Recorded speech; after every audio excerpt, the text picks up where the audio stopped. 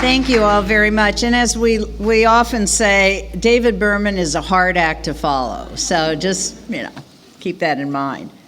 So I'm here today to talk with you about empathy. And of course, again, as I said the other day, I can't be in Ireland without evoking William Butler Yeats. But if you take just a couple of seconds to read this quote, I think it really sets up quite nicely what I'm going to talk about. So when I read this, I think the best part of the mind that is starving that he's referring to is the emotional part of our mind, the empathetic part of our mind. So today I'm going to focus on three questions. How do people read? So I'm going to talk a little bit about what actually occurs as people try to read the information that we give them. What is empathy? How are we going to define empathy in a context in which someone is reading what you have written, or the context in which you're writing something that will be read. And then I'm going to talk about how can we provide that empathy in our written materials.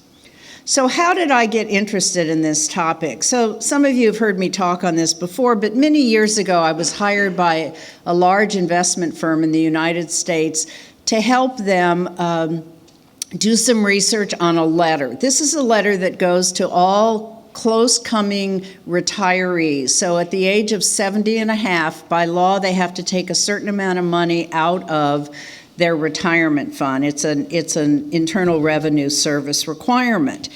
The purpose of the letter was simply to get people to respond, give them a call so they could talk about the various options for taking this money. So the first week the original letter went out, they got 10,000 phone calls from people who didn't understand what they were supposed to do, and frankly were very upset because the opening sentence mentions the IRS. And the minute you mention the IRS, no matter what you're saying, everyone freaks out. So the company, because they're very concerned about communication, wanted to do some testing. So we did some testing on the letters. We videotaped. We provided through the looking glass where they could watch the people who were reading this letter.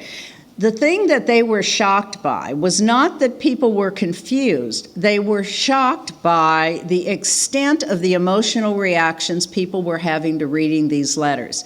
The subjects were professors. Therefore, highly intelligent, PhDs, obviously, those who had gotten on in years because they had to be close enough to the age where the letter would have had some impact. One of the people from the company turned to me and said, we had never, ever thought about the emotional response to the information that we send to our customers, or participants, they call them. And yet that emotional response was significant. We had one professor who spent the entire 10 minutes wiping his brow and even came up after the test was over to apologize for how poorly he did on this test. So to them, it was a revelation to see the kind of emotional response that people were having. So the emotional response that these interviewees had was exactly the emotional response every single one of us have when we try to read information we don't understand. We feel that our time is being wasted, we're confused, we're frustrated, we're not getting a solution.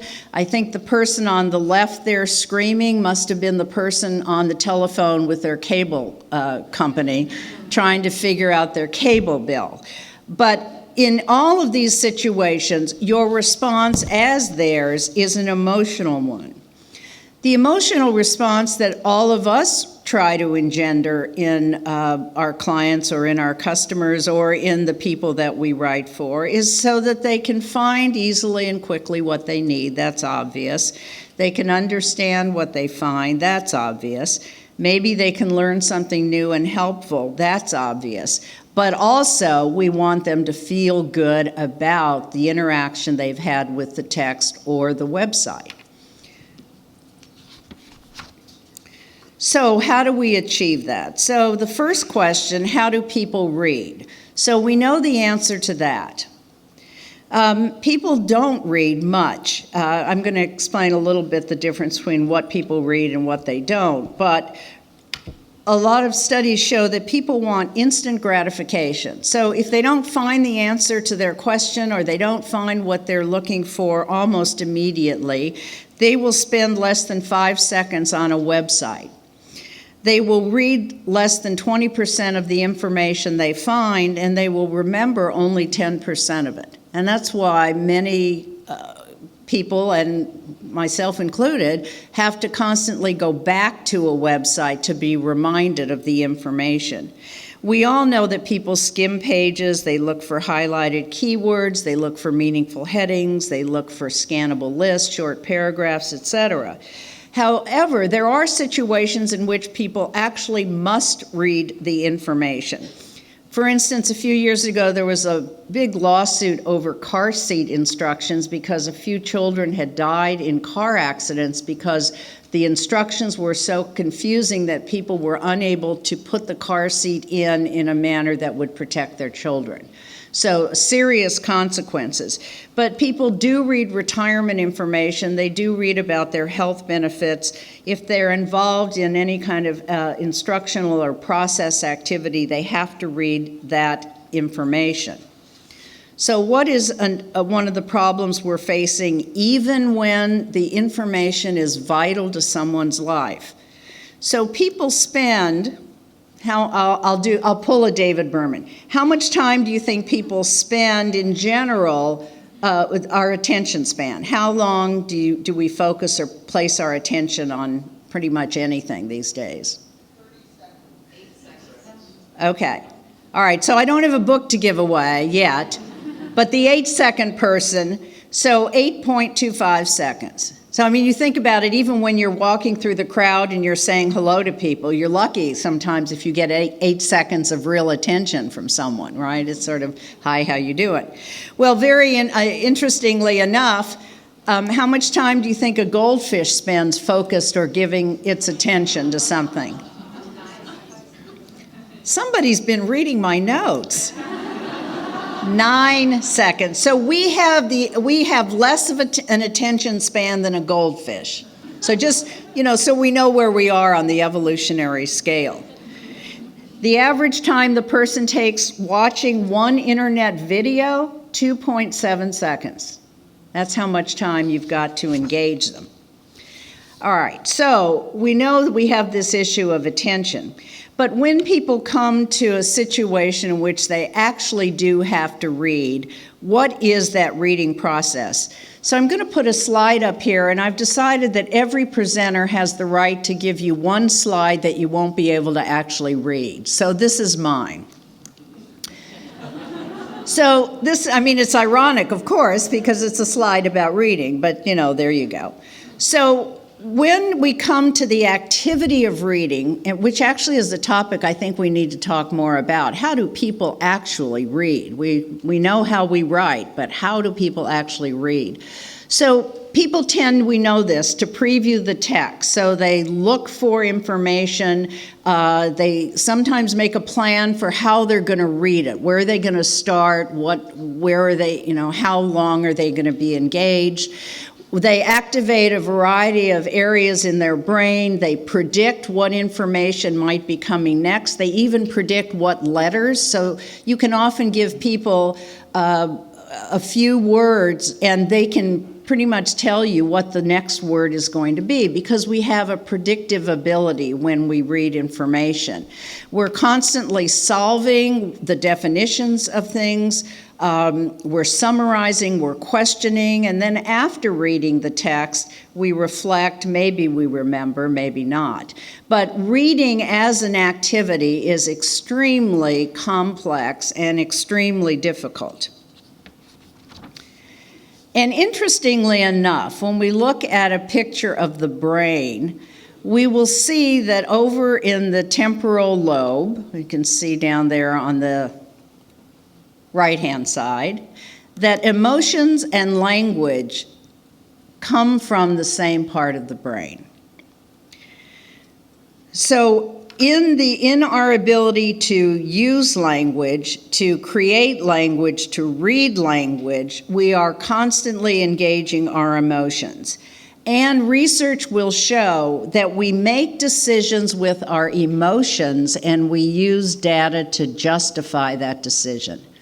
So all of the logical, structural, organized information that we provide, where we think if they just read this information, they would be convinced, they would take action, they would behave the way we want, I think we have been ignoring the impact that emotion has on decision making, and much of what we write revolves around people having to make decisions. So my doctorate is in rhetoric, so I have to mention Aristotle because, how could I talk about this without? So in any reading activity, although Aristotle was really talking about speaking, not reading or writing, but the elements are the same. We read with logos. That is, we read logical structure. And by the way, we write that way too. We try to. So logos, organization, structure, step-by-step, transitions, all of the logical structural characteristics of a document.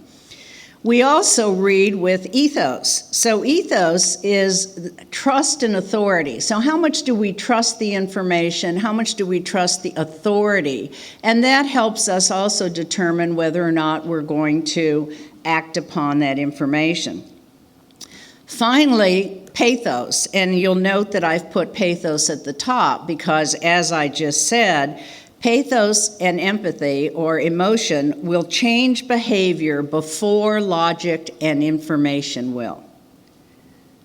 So I think we do a great job on talking about the logos and a great job on ethos, but not so much on pathos. And I want to quote a colleague of ours, Tialda Sikima, who's done some research on legal documents. I heard her give this, and forgive me, Tialda, if I mispronounced your name. Americans do that all the time. We don't know how to pronounce anything. Legal documents so this is the quote, legal documents for debt collection have a cognitive intention, but also an emotional effect. And emotions and behavior are deeply linked in our brain. So what is empathy, or what is what we would call cognitive empathy? So the largely conscious drive to accurately recognize and understand another's emotional state. So as we constantly evoke our mantra of know your audience, I think we ought to feel our audience as well, feel for our audience. Understand that they don't know what we know, and understand that the information that we provide for them often causes frustration. One of the things I hear people say all the time is, well, if you read this document, it'll be simple, and we all know nothing is simple until after you know how to do it. So kind of quickly, the marketing field has got this down. So in marketing, these are the top 10 emotional triggers for marketing, and then I'll talk about those emotional triggers for us. So fear, of course, insurance companies, when they market, they say don't get caught without insurance. So they rely on fear. They rely on guilt. You need to purchase this product because if you don't, your children, or you need to send your children to this school, and if you don't, they'll never get into Harvard. Or Oxford here, I suppose. Trust, that's an emotional trigger. Every company seems to be jumping on this bandwagon. Financial institutions, for instance, like to say there are no hidden fees. Anytime you read that, beware. Value, give us a sense of belonging, so we have the same product or the same services that we rely on to give us a sense of being part of a group. Competition. I want to be better than someone else, so I have to have the latest iPhone S, 6S, whatever it is. Instant gratification. Leadership. So messages that make us feel that we're in control or we're feeling powerful. Phrases such as be the first on your block effectively convey this sense of leadership. You're ahead of the pack. Trend setting, so being cool, anything that tells you that you're going to be cool is appealing to that sense of you're wanting to be a trendsetter. And then time. So when they say if you buy our vacuum cleaner, you'll cut the amount of time you have to clean your dirty rugs. Of course, it depends on whose house they're in, but nevertheless. So marketing is way ahead of us in not only understanding, but in invoking and evoking the emotions of people. So what are the emotions that we don't want to invoke? I know we don't write marketing materials, but nevertheless, we don't want to create fear. So in that letter that I mentioned at the very beginning, where the first thing they talked about was the IRS, that trigger immediately triggered fear in the reader. Obviously, we don't want to invoke anger. In the United States, the student financial aid package that students fill out in order to get government money to go to college has 100 questions and 80 pages of instruction. I had to fill it out with my daughter, and I can tell you I would rather do my taxes. I was so angry because thousands of kids don't get financial aid because of the difficulty of the form. Also, we don't want cognitive overload. We don't want to give people too much information because that will cause confusion. We don't want to ask people to do what they can't do or they don't understand how to do because it's frustrating. So what are the emotions we want to invoke? Obviously, trust. So therefore, one of the elements I always talk about in terms of plain language is not only clarity and conciseness, but credibility. That is, we use plain language to tell the truth. Confidence. Confidence that if I send in this form, you're going to respond to me. Relief. Relief that, I don't know, the last time I received something I could actually understand, I was like, oh my God, this is easy. I mean, who knew? Protection. We want to feel that whoever has written this information to us has got our back. In other words, they will anticipate what we need to know that we don't know to ask. And finally, that wonderful feeling that, oh yeah, I've got it. That is, I understand it. So let me just give you, I'm going to skip a little bit, let me just give you a few examples of how empathy can be shown. Now this is Wild Apricot. I have no connection with this company. But Wild Apricot is used to organize membership within organizations. And notice a few things that they've done here. So the writer says, I have firsthand experience. So immediately the writer is putting him or herself in your shoes, in your position. Talking about how we know that many dedicated, passionate people like you work for nonprofits. We know you're overpaid. I should be so lucky. That was Freud. That was my subconscious. Overworked and underpaid, burnt out, etc. Being in your shoes isn't easy.